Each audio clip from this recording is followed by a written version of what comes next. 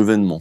On fait Chevènement. Tu veux pas faire Jospin? Non mais je sais que tu veux faire Jospin, ça fait depuis le lancement de l'émission que tu me dis que tu veux faire Jospin. C'est sinon, bon, on va sinon le on faire. tèche le texte, on le fait, moi je te le fais de tête, Jospin. Le 12 juillet 37, à Meudon, naquit un homme d'État. Cet homme allait bouleverser l'histoire. On fait Chevènement. Tu sais que dans sa promo à l'ENA, Chevènement, comme camarade de classe, eh ben il avait Lionel Jospin. C'est la promo Stendhal, 63-65. Et ouais, je te jure.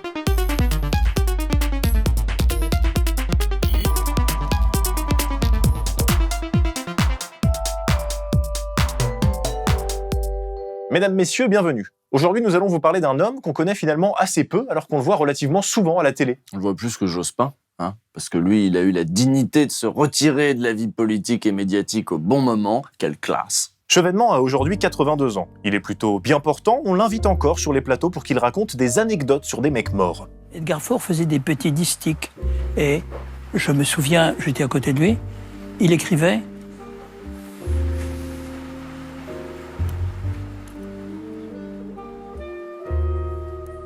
Bon, là d'accord, évidemment, évidemment. Et Bon, c'est l'âge. sûr, si on s'arrête à ça, Oui, non mais bien il sûr, est vieux aussi. mais faut le dire. globalement, bon, quand même, ça va, quoi. Ça va, on peut dire ça va, ouais. En tout cas, il jouit aujourd'hui d'une image de vieux sage. Vous êtes un sage? Parce que vous dites que vous êtes dans la position d'un sage. Mais vous vous considérez comme un sage en politique? Ah, ça c'est à vous de le dire. Alors quand il est invité, il va donner son avis de vieux sage sur la politique internationale de la France, décerner les bons et les mauvais points à Hollande, à la gauche, à Macron. Le président de la République est un homme très intelligent, capable de redresser même ses erreurs. Donc, de ce point de vue-là, je lui fais confiance et puis il n'y a pas d'alternative. Il est plus vraiment dans la vie politique à proprement parler, mais enfin quand même, il continue à intervenir dans la vie médiatique. Hein. Il a sorti plein de bouquins. Ouais, puis il faut voir la gueule des bouquins, hein. On dirait des annuaires les trucs. 1568 pages imprimées sur papier Bible et en tout petit caractère.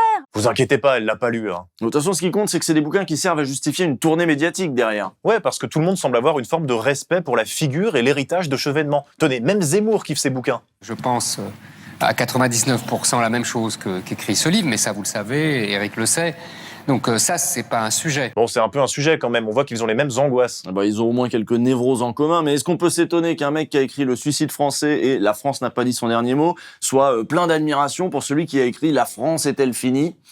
C'est un livre intelligent, c'est un livre avec une vision, avec une culture historique formidable.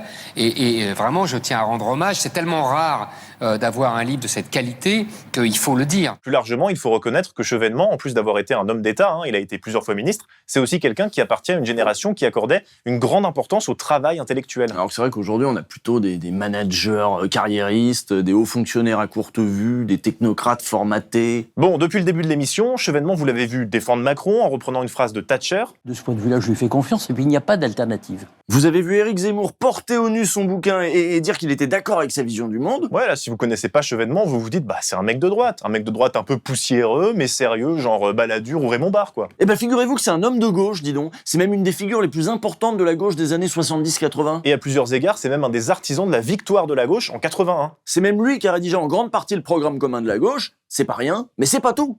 Pour comprendre à quel point Chevènement a pesé dans la gauche française, il faut remonter au congrès d'Épinay, le congrès fondateur du Parti socialiste tel qu'on le connaît. Mitterrand va rassembler dans un même parti les restes de la SFIO, différents clubs, différentes organisations politiques, syndicales. Le but est de créer un grand rassemblement qui travaillerait à la victoire de la gauche dans le cadre des institutions de la Ve République. Le tout avec un programme de rupture. Vous connaissez forcément cette citation. La révolution, c'est d'abord une rupture avec l'ordre établi.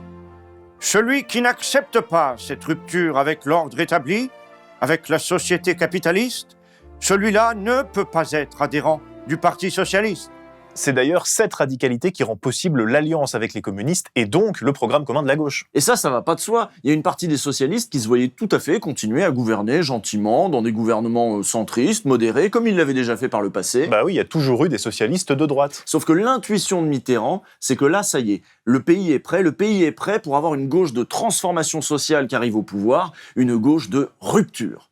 Mais ça, il ne peut pas le réussir tout seul. Mitterrand va devoir manœuvrer ne serait-ce que pour remporter le congrès d'Épinay et faire plier la vieille garde socialiste frileuse à l'idée d'une alliance avec les communistes. Il lui a fallu pour réussir l'appui du CRS de Jean-Pierre Chevènement, qui ne représente alors que 8,5% des militants. Mais c'est suffisant pour jouer un rôle décisif. Alors le CERES, ça veut dire Centre d'études, de recherche et d'éducation socialiste. C'est à la fois un groupe, un courant et un laboratoire d'idées au PS. Aujourd'hui, on dirait un think tank. Sauf que voilà, à l'époque, il était à l'intérieur du PS et il a fini par représenter à un moment jusqu'à 25% des adhérents du PS. Vous êtes quand même l'aile gauche du Parti socialiste. L'histoire, en effet, veut que nous soyons l'aile gauche. Mais nous ne souhaitons pas être l'aile gauche du Parti socialiste. Nous voulons être son axe. Ce courant, qui va essayer de peser sur la ligne du PS jusqu'en 1985, s'appuie sur quelques fondamentaux. Ouais, c'est un courant qui vient du marxisme, qui est anti-atlantiste sans pour autant être aligné sur les positions de Moscou. Jean-Pierre Chevènement et le CERES dénoncent ainsi l'abandon du thème de l'indépendance nationale par la bourgeoisie et la droite non-gaulliste et affirment sa reprise par la gauche socialiste. Ce qui fait du CERES le point de chute naturel pour des gaullistes de gauche, déjà. Le CERES agit ainsi contre le mondialisme de la présidence de Valéry Giscard d'Estaing, décrit comme le nouvel avatar de l'impérialisme, succédant au nationalisme, et de défendre un patriotisme de gauche compatible avec l'internationalisme socialiste.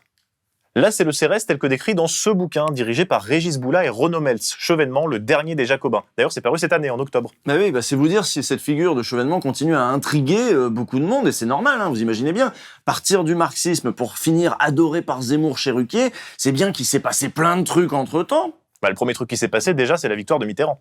Et là, il faut préciser un truc. Le PS, quand il est arrivé au pouvoir en 81, son but, c'était vraiment d'inventer une nouvelle voie du socialisme. Un socialisme démocratique, à la française. Ils viennent pas là pour gérer les affaires courantes comme la droite. Non, il y a un vrai projet de transformation de la société derrière. Ils viennent pour changer la vie.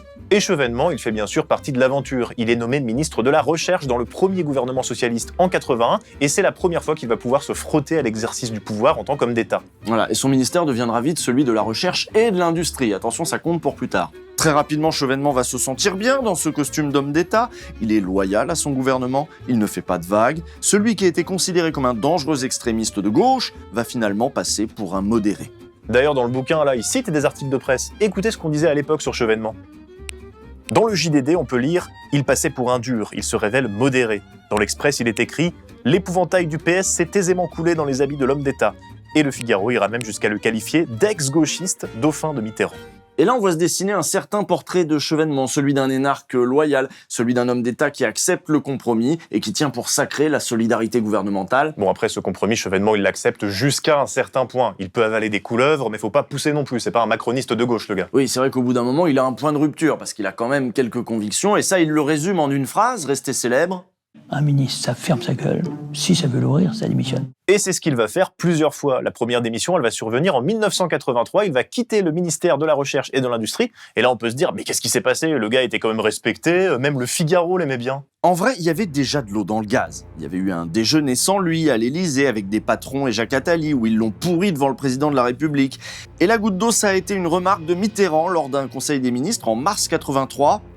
L'exigence d'une politique industrielle cohérente doit se garder d'une bureaucratie tatillonne. Il met en garde contre un dirigisme incompatible avec le développement de notre économie. Des accusations qui visent directement le ministre de la Recherche et de l'Industrie. Bon, là, c'est facile de comprendre ce qui s'est passé. Jacques Attali. Jacques Attali, comme par hasard, Jacques Attali. Jacques Attali, il est dans tous les complots. Jacques Attali, c'est un Illuminati, il paraît. Non, c'est pas ce que je voulais dire. C'est juste que Jacques Attali, dans l'entourage de Mitterrand, il est sur une ligne politique opposée à celle de Chevènement. Oui, évidemment, c'est ça que je pensais à ça d'abord. Le moment qui va cristalliser ces désaccords politiques, c'est ce qu'on a appelé le tournant de la rigueur de 1983. On aurait pu vous faire une vidéo entière sur ce sujet, mais on va essayer de vous résumer un peu. Si en 81, le but c'était d'aller vers le socialisme, Mitterrand va annoncer 2 ans plus tard une pause dans les réformes. Et vous allez voir que le but là, c'est plus du tout de construire le socialisme à la française. Le but maintenant, c'est de ramener l'inflation à un niveau comparable à celui de nos concurrents. Rétablir en 2 ans l'équilibre de notre commerce extérieur. Soutenir les entreprises et les équipes de créateurs qui innovent pour exporter. Ah bah là, c'est plus le marxisme total, là c'est plutôt totalement le marché, et c'est pas que de la faute à Attali, arrêtez d'être antisémite aussi, on rigolait tout à l'heure. Bah oui, si le PS est traversé par ces dissensions, s'il y a une aile gauche représentée par Chevènement, c'est bien qu'il y a une aile droite pro-business, une aile droite qui pense que la gauche doit s'adapter à l'économie de marché, une aile qui est représentée par des gens comme Delors ou Rocard. Les questions qui nous sont posées sont difficiles, certaines d'entre elles font mal, mais nous n'avons pas le droit d'échouer, et nous échouerons si nous refusons d'ouvrir les yeux sur la réalité, même quand elle nous déplaît. Donc en 83, la pause dans les réformes a finalement été une pause définitive, jusqu'à aujourd'hui. Et c'est les socialistes français qui ont eu la tâche ingrate d'adapter le pays à cette nouvelle donne économique internationale. Et Chevènement, il n'a pas aimé du tout la victoire de cette ligne. Cette victoire sera la base de tous les choix ultérieurs qui conduiront à l'Europe libérale. Donc c'est l'avènement du capitalisme financier. C'est le contraire de ce que nous avons voulu faire. Le contraire. Le contraire. Bon, après, il s'y est fait à ce contraire. Il a réussi à encaisser le choc, ça va. 1 an plus tard, il était nommé à un autre ministère, celui de l'Éducation nationale. D'ailleurs, ça lui allait très bien ce poste, parce qu'il avait déjà travaillé sur ces questions au sein du CRS. De toute façon, vu l'ambiance libérale, il était plus question de lui confier un truc en rapport avec l'économie. Peu importe, l'éducation s'est avérée lui correspondre parfaitement. Ses 2 parents étaient instits. À l'âge de 3 ans, il assistait déjà à des cours donnés par sa mère. C'est ça, il a quasiment grandi dans une école primaire, le tout dans un style très Troisième République. Ouais, Chevènement, il vient de Franche-Comté. C'est un excellent élève qui a réussi à monter à Paris grâce à une bourse. Il a fait l'ENA. C'est vraiment le parcours idéal typique de la méritocratie républicaine. Voilà, pour Chevènement, la République, c'est l'école, et l'école, c'est la République. Alors voyons. Lecture.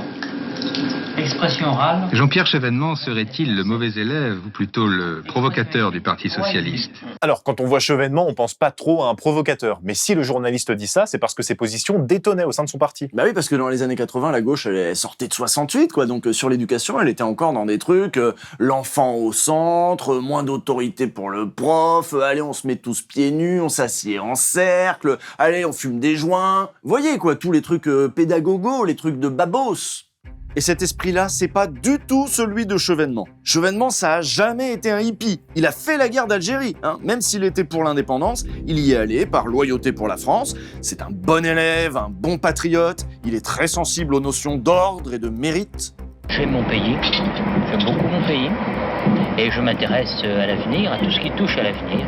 Et j'essaye de faire le lien entre mon héritage et l'avenir de notre pays. Et par conséquent, j'avance des propositions qui dérangent. Je pense ne pas être très conformiste. C'est vrai qu'il n'est pas conformiste. À l'époque, on traitait de réac au PS. Bon, on l'aurait traité de réac aussi, Oui. Et vous aussi, sans doute. Mais c'est pas que ça, Chevènement. Sa vision un peu datée de l'éducation s'accompagne malgré tout d'une politique volontariste pour favoriser la promotion sociale par l'école. Le truc des 80% d'une classe d'âge au niveau du bac, c'est lui. Il veut aussi offrir des filières plus qualifiantes aux classes populaires. C'est lui qui va allonger la durée des études professionnelles, il va créer le bac pro et il va aussi mener une importante réforme du lycée. Pour Chevènement, s'il n'est plus possible d'infléchir la politique économique ou industrielle du pays à cause de l'Europe et de la rigueur, l'éducation nationale est encore un ministère dans lequel il est possible d'agir pour l'égalité, mais aussi d'agir pour le pays en lui offrant une main-d'œuvre plus qualifiée, ce qui pourrait être un atout dans la compétition internationale. L'école devient pour lui un bastion dans lequel peuvent prévaloir d'autres valeurs que celles du marché. Et c'est quoi ces valeurs? Ce sont celles de la République. Donc s'il n'est plus possible de défendre le socialisme face au marché, alors il faut défendre la République.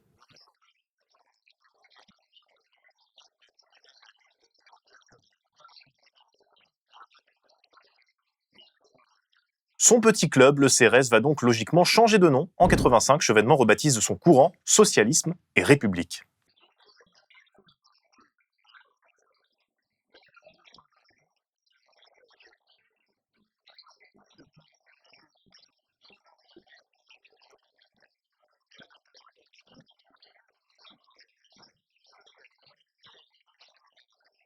Aujourd'hui, tout le monde ou presque se réclame de la République, mais à l'époque, ça allait pas de soi pour la gauche, et vous comprenez bien que dans ce contexte-là, en fait, c'est un discours de vaincu. Mais oui, le socialisme n'était plus un horizon pour les socialistes, et ils se retrouvent donc en panne de récit. Alors Chevènement, il leur propose la République, et ça allait pas du tout de soi pour la gauche. Et Mitterrand, Delors, Rocard et les autres, eux aussi avaient un autre récit possible pour remplacer le socialisme. Eux, c'était l'Europe, la construction européenne. Et ça, c'est l'acte de naissance d'une énorme fracture au sein de la gauche, l'Europe du marché contre la République souveraine. Cette fracture va devenir particulièrement visible en 1992, lors de la campagne pour le référendum sur les traités de Maastricht. À cette époque-là, Chevènement vient à nouveau de démissionner, cette fois-ci du ministère de la Défense. Il s'est opposé à Mitterrand sur son atlantisme et son soutien à la guerre du Golfe. Vous savez, je connais bien François Mitterrand. J'ai fait beaucoup de choses avec lui, ne serait-ce que mettre la gauche au pouvoir. Mais la guerre du Golfe m'a éloigné moralement et psychologiquement de lui. Donc ça, c'est une nouvelle rupture, mais le coup de grâce, ça va être cette question du traité de Maastricht, là. Oui, en 92, Chevènement va se mobiliser contre cette vision de l'Europe, une Europe construite par et pour le marché, une Europe libérale. Et il va parfois être applaudi dans son discours anti-Maastricht par des gens de droite, comme le gaulliste Philippe Séguin. Il va courir les plateaux pour défendre un nom de gauche, comme ici, face à Alain Juppé. En tant que libéral, Oui, je suis libéral, conservateur, je ne suis pas socialiste. c'est en vrai. tant que conservateur, je vous comprends. Non, libéral, le pas traité de Maastricht correspond à vos options de fond. Moi, en tant que socialiste, je ne ratifierai pas le traité de Maastricht Tout ça, parce que monsieur ça ne Chevènement, correspond pas si vous me à ce que je permettez- pense. si vous me Mais permettez comme de vous gaulliste, interrompre. moi, je suis très surpris que vous abandonniez la souveraineté nationale. Cette période, elle est importante parce qu'elle marque une nouvelle étape dans le rapprochement entre Chevènement et une partie des gaullistes. Oui, ça fait longtemps qu'on lui reproche de fricoter un peu trop avec les gaullistes, et il n'a jamais renié ses sympathies. Ouais, même à une époque, il proposait de faire des gaullistes la troisième famille de l'Union de la gauche. La troisième famille, je l'aurais plus volontiers cherchée du côté de ce que j'appellerais la bourgeoisie nationale, dès lors qu'elle accepte les orientations progressistes en matière sociale. Ce qui le séduit chez les gaullistes, c'est déjà cette idée d'un compromis de classe à l'échelle nationale, cette politique centralisatrice, et puis bon, une certaine idée de la France dans l'ordre international. Ouais, une idée de l'indépendance, et l'indépendance par rapport à tout le monde, que ce soit les Américains, les Soviétiques ou même l'Union européenne. Et cette question de l'indépendance nationale, elle est centrale dans la pensée de Chevènement, c'est sur ça qu'il écrit le plus, c'est là-dessus qu'on va l'inviter, notamment pour donner son avis sur les plateaux. Et plus les années vont passer, plus les discours de Chevènement vont se recentrer sur ces questions de nation, d'autorité, d'ordre, au détriment des questions sociales et économiques, sur lesquelles il semble avoir accepté une certaine forme d'impuissance de la gauche. Et vu le virage idéologique qu'il a fini par prendre, on ne s'étonnera pas que le poste accordé par Jospin à Chevènement en 97, son dernier en tant que ministre, ce soit l'Intérieur. Et oui, en 97, Chevènement n'est plus au PS déjà depuis quelques années. 4 ans plus tôt, il a fondé le MDC, Mouvement des Citoyens, son propre parti, qui a fini par trouver une place au sein de la gauche plurielle. Et à Beauvau, il va s'y sentir comme un poisson dans l'eau. Mais qu'est-il venu faire dans cette galère? C'était la réaction générale de la police et de ses syndicats lorsque Jean-Pierre Chevènement arrivait place Beauvau. On lui reprochait alors de ne pas être un spécialiste. 3 ans et 3 mois plus tard, le changement d'appréciation est spectaculaire. Il savait établir des rapports de confiance entre les hommes, ce qui était très important, c'est-à-dire qu'il savait écouter, il en tirait les leçons, il décidait, ce qui était le rôle de ministre. Les syndicats de police, pas encore complètement fascisés à l'époque, vont même apprécier favorablement son bilan. Dans son bilan, il y a par exemple la création de la police de proximité. Après, sur l'immigration, c'est un peu plus compliqué, alors il va régulariser 80 000 sans-papiers, mais il va le faire en fonction de critères qui vont en exclure beaucoup d'autres. Vous dites, vous voulez parler au ministre, vous allez au ministère de l'Intérieur. Le siège du mouvement des citoyens, le mouvement de Jean-Pierre Chevènement, investi aujourd'hui par une centaine de sans-papiers de Saint-Bernard. Une façon de rappeler leur colère et leur impatience, malgré la circulaire de régularisation du ministre. À gauche, certains réclament encore des papiers pour tous, mais ce n'est pas la position de Chevènement et de son parti. La politique n'a jamais été des papiers pour tous. Si c'est le slogan qui est le vôtre, je dois dire que, et même sous la pression et la présence de beaucoup d'entre vous, ce slogan ne peut pas être satisfait. Au sein de la gauche plurielle, peut-être plus encore que quand il était à l'éducation, Chevènement, c'est le réac, c'est l'aile droite. Moins de CRS, plus de CRS. Et encore une fois, il va se retrouver face aux héritiers de mai 68, notamment les Verts, qu'il déteste parce que c'est des européistes convaincus. Il déteste Dominique Voynet, à l'époque ministre de l'Environnement, et accuse les Verts d'être des libéraux libertaires. Il n'y a pas que les Verts qui trouvent Chevènement trop droitier, il y a même la ministre PS de la Justice, Elisabeth Guigou, qui va torpiller son projet de faire des centres fermés pour les délinquants, là, des petites prisons pour les jeunes. Mais en 99, Chevènement poursuit sur sa lancée, il va publier un bouquin intitulé « La République contre les bien-pensants ». Voilà, vous commencez à comprendre pourquoi les droitos, ils le kiffent. Vous comprenez que les réacs, quand ils regardent ça, ils boivent du petit lait. C'est ce que j'ai écrit. J'ai bu du petit lait. Et encore, à l'époque, il en est qu'à l'échauffement, il dit toujours quelques trucs de gauche de temps en temps. Ça va changer en 2002, lorsqu'il va se lancer dans sa campagne. Eh oui, sa campagne, parce qu'en 2002, Chevènement, il est très populaire, comme ces mecs de gauche, Jacques Delors, Dominique Strauss-Kahn, mais qu'en fait, la droite et les médias aiment bien. C'est red flag, ça, normalement. Il est d'autant plus populaire qu'il s'est attiré énormément de sympathie suite à un accident médical hors norme survenu en 1998. Le ministre de l'Intérieur se trouve dans le coma depuis plus de 24 heures, victime d'un arrêt cardiaque. Le ministre avait été admis au Val-de-Grâce pour y subir l'ablation de calcul dans la vésicule biliaire. Monsieur Chevènement a fait une allergie aux produits anesthésiants contenant du curare. Son cœur s'est arrêté, n'est pas reparti spontanément, mais à l'issue de plusieurs dizaines de minutes de massage. Suite à ça, il va passer 8 jours dans le coma. Imaginez, remettez-vous un peu dans l'ambiance, un ministre dans le coma, entre la vie et la mort. Toutes les rédactions sont en train de préparer sa nécro. Le gouvernement réfléchit à faire un hommage national. Et là, non seulement le mec se réveille, mais en plus, il est assez en forme pour reprendre son poste quelques semaines plus tard, sans séquelles apparentes. Ils vont même aller jusqu'à l'appeler le miraculé de la République. Et ça crée de l'empathie. Les gens aiment bien ce genre d'histoire, ça fait un peu téléfilm M6. Enchantée, docteur, je m'appelle Alison Hensley. C'est moi qui vous ai amené le bébé.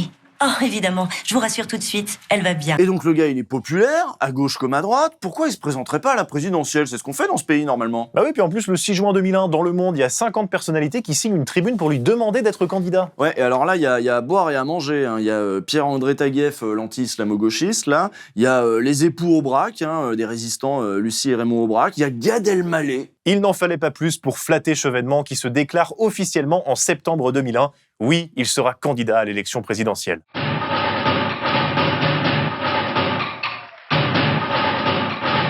Chevènement, lui, quand il dit oui, c'est oui. Quand il dit non, c'est non. Quand il dit je sais pas, c'est qu'il sait pas. Quand il dit peut-être, c'est qu'il est pas sûr. Alors, ce qui est sûr, en tout cas, c'est que sa campagne, ça va être le bordel. Chevènement va se présenter comme étant au-dessus des clivages. Hein. Vous savez, le gaullisme, on est au-dessus des partis, tout ça. Ouais, et il va attirer tout un tas de soutiens, une troupe hétéroclite, on va dire. Il va rassembler des gens venus de la gauche, bien sûr, des anciens gaullistes, des gens de droite, mais aussi des gens venus de l'extrême droite. C'est le cas du RPR, William Abitbol, ancien d'Occident et d'Ordre Nouveau, ou encore de Paul-Marie Couteau, ancien du CRS, puis proche de Pasqua, et aujourd'hui au premier rang des meetings de Zemmour.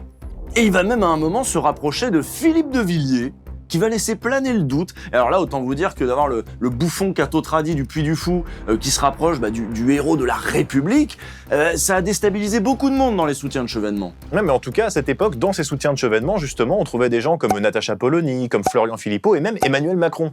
Et vous noterez que ceux-là l'ont déjà rejoint à son époque où il est le plus à droite. Ils n'ont pas rejoint le Chevènement du CRS. Il est temps de revenir aux principes républicains et au bon sens. Il faut fixer des missions claires à l'école. D'abord, la transmission des savoirs, qui passe par l'acquisition des apprentissages de base. Lire, écrire, compter, à l'école primaire. C'est ainsi que nous restaurerons l'autorité des maîtres. Eh bien, je pense qu'il est temps de faire en sorte qu'aujourd'hui, la République reprenne ses droits dans tous les domaines. Et dans le bouquin, on trouve des extraits où Chevènement va encore plus loin. Il a notamment parlé de la natalité. Une grande part des difficultés des retraites provient de la réduction du nombre des actifs du fait d'une moindre natalité depuis 1974. 1974 étant la date du vote de la loi sur l'IVG. Chevènement propose aussi des baisses de charges pour les entreprises, un aménagement de la loi de 81 sur les retraites à 60 ans et un assouplissement de la semaine de 35 heures. Ça, c'est dans un entretien aux Échos le 13 septembre 2001. On est quand même loin du socialisme jacobin du début. Chevènement a intégré les principes de l'économie de marché. La cellule de base de l'économie de marché, c'est l'entreprise, dont la taille est éminemment variable. C'est elle qui crée richesse et emploi. Bien entendu, l'ancien ministre de l'Intérieur va surtout insister dans sa campagne sur ce qu'on appellerait aujourd'hui le régalien. Les trucs de droite. Jean-Pierre Chevènement veut, je cite, « retrouver la France ». Dans son programme, 20 mesures, dont l'augmentation du budget de la défense. Sur la sécurité, le candidat propose une loi pour renforcer la police et la gendarmerie, une autre pour la justice. Et pour cette époque, notre bouquin de référence, ça va être celui-ci, L'énigme de Jean-Loup Colli. Jean-Loup Colli, il a passé 10 ans avec Chevènement. Le pauvre. Ouais, il venait du PCF, et le chevènementisme, il en est revenu. Et donc cette époque-là, c'est encore lui qui nous en parle le mieux. J'insistais dans les réunions de campagne pour que notre candidat parle prioritairement de la réhabilitation et de la valorisation du travail, de la lutte pour des salaires décents, du maintien du modèle français de sécurité sociale et de services publics, de l'égalité des salaires hommes-femmes ou de la politique familiale. Bon, nous, on est plutôt d'accord avec Jean-Loup. Normalement, un candidat de gauche, il doit parler de ça. Alors, est-ce que Jean-Pierre, il l'a écouté, son Jean-Loup ?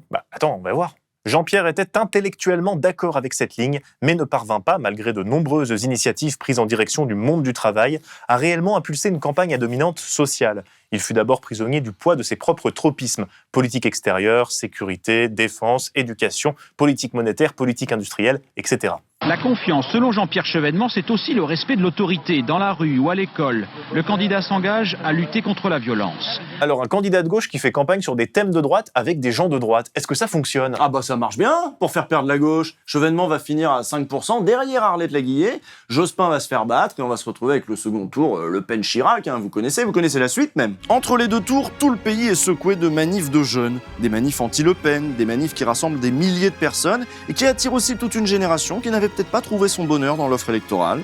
Au moment où démarre à Paris un nouveau rassemblement dans le quartier de la République, 4 à 5 000 personnes à l'appel du Parti communiste, de la LCR ou des Verts. Hier encore divisée, la gauche retrouve sur le pavé un semblant d'unité en défilant, faute de savoir vraiment où aller politiquement. Ceci dit, il y a un grand absent dans cette mobilisation anti-Le Pen, et c'est le MRC de Chevènement. Et c'est cet épisode qui décidera Jean-Loup Colli à quitter Chevènement. en taxant d'antifascistes émotionnels les millions de gens qui spontanément se mobilisent contre l'extrême droite, le pôle républicain et Jean-Pierre Chevènement démontrent qu'ils n'ont rien compris à ce qui se passe dans la société. Ce qui désole Colli notamment, c'est que ces jeunes là dans la rue, ils s'étaient appropriés les valeurs de la République et ils les mobilisaient précisément contre Le Pen. Il faut pas oublier que c'est Chevènement lui-même qui a imposé d'apprendre la Marseillaise dans les écoles. Et si les jeunes chantaient la Marseillaise pendant les manifestations, c'était en partie grâce au long travail de promotion de valeurs de la République de Chevènement. Aujourd'hui, il en reste quoi de la République telle que l'a défendue cet homme qui venait de la gauche ? Ce que défend finalement Chevènement sur les plateaux, ce sont surtout des conceptions républicaines abstraites, déconnectées des problématiques contemporaines et des préoccupations populaires. La République de Chevènement est réduite à des symboles, des incantations. Elle est réduite à cette injonction à former une communauté de citoyens qui partageraient des valeurs vagues, générales, des valeurs qu'on peine pourtant à retrouver dans la réalité des rapports sociaux. On comprend que cette République-là, la droite s'en soit emparée si facilement. Pourtant, quand en 85, Chevènement investit cette notion et l'arrime à la gauche, il en a une vision plus ambitieuse. La République ne peut pas se contenter de décréter l'égalité. La République doit produire l'égalité en matière d'éducation, en matière de conditions de travail, en matière de conditions de vie en général en fait. Mais si la gauche est impuissante à produire cette justice sociale, cette égalité, ces conditions de l'égalité, alors elle trahit la promesse républicaine. Et la République, ce n'est plus du coup qu'un discours, un habillage, une façade. Un discours creux qui va finir par accompagner toutes les politiques néolibérales. La société française va progressivement devenir une société de marché et la République ne sera plus que le langage du rappel à l'ordre. Alors on aurait pu le voir venir, on vous l'a dit, quand la gauche passe du discours sur le socialisme au discours sur la République, c'est déjà une défaite, une reculade, un abandon. Pour autant, il est peut-être possible de construire un discours véritablement de gauche en partant de cette culture républicaine. En tout cas, certains le pensent. Ils nous proposent de laisser tomber Chevènement et sa 5e République de gaullistes pour en imaginer une 6e. Montebourg, Hamon ou Mélenchon en parlent depuis des années. Une nouvelle constitution serait pour eux l'occasion de charger à nouveau l'idée républicaine d'un contenu exigeant qui réponde aux aspirations sociales et démocratiques. Bon, c'est toujours pas le socialisme, on est d'accord, ça va peut-être falloir attendre un peu. Mais au moins, ce serait plus cette république poussiéreuse et abstraite, cette république de Chevènement, de Macron, de Gaulle, de plein de monde, du printemps républicain par exemple.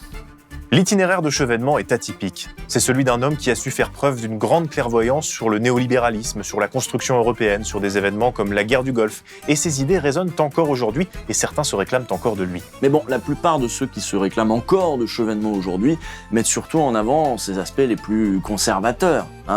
Mais bon, en même temps, c'est ce que Chevènement nous a fait voir de lui à la fin de sa carrière politique. Ça, c'était le Chevènement de 2002. Mais celui dont il faudrait s'inspirer, c'est peut-être le jeune Chevènement. Le Chevènement qui a fait l'union de la gauche, le Chevènement qui s'est allié avec les communistes, le Chevènement qui a rédigé le programme commun, et en fait le Chevènement qui a fait gagner la gauche. En fait le Chevènement qui osait aller contre l'air du temps, quand l'air du temps ne lui plaisait pas. C'est tout pour ce portrait qui va encore énerver des gens, j'espère. C'est notre travail. En tout cas, nous, on se retrouve le mois prochain pour un nouveau portrait pour Blast. On rappelle que Blast fonctionne en accès libre, mais vous pouvez quand même vous abonner si vous avez envie de soutenir le site. Alors n'hésitez pas à donner de la thune. À Street Press, à Radio Parleur.